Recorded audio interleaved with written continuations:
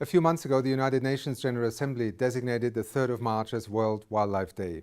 In 2014, we are for the first time commemorating this international day, which can mean many things to many people.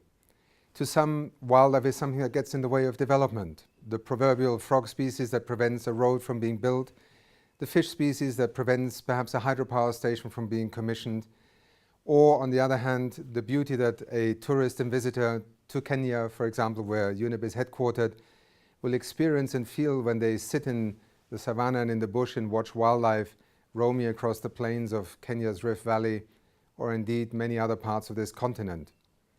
Indeed, it is in Africa that much of the international focus in terms of the future of wildlife is today centered.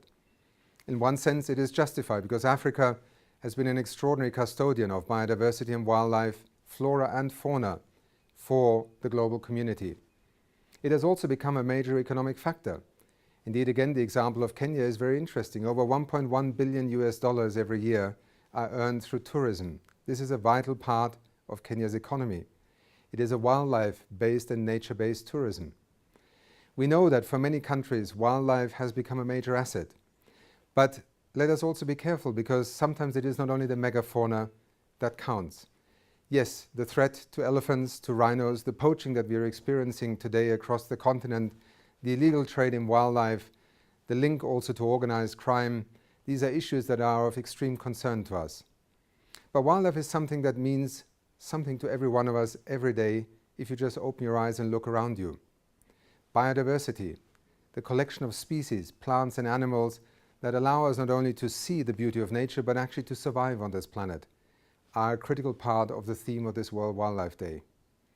So, in celebrating this day, let us by all means look at some of the most threatened species. Let us take cognizance of the fact that the IUCN Red List, with every year and with every moment that is provided to us by science, continues to grow in terms of the number of species that are endangered with their survival. We as humanity in the 21st century are threatening the survival of thousands of species. We may still live in the illusion that we may not need them. And yes, some we will perhaps not need in terms of our own very egoistic interests. But science has told us today that our ecosystems, our biodiversity is fundamental to life on Earth. A simple example of bees and their pollination functions is a classic illustration of how we may view bees as something that in the urban setting, or if we don't depend on them as farmers, we may consider a nuisance. Yet much of what you see growing around you, around us, and which keeps us alive and fed, depends on pollinators. It's another example of wildlife and why celebrating the World Wildlife Day on the 3rd of March makes so much sense. I hope that you will have a chance to take this day to perhaps do something special. Talk to your friends, in your schools, in your place of work, organize a special event, remind ourselves that wildlife is not just something that you go and watch in a national park or in a distant destination. Wildlife is all around us. It is the life that supports our life as humans on this planet.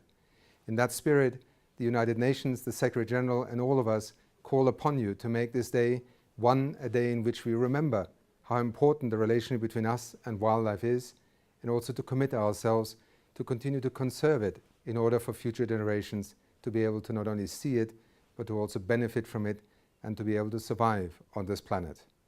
Thank you.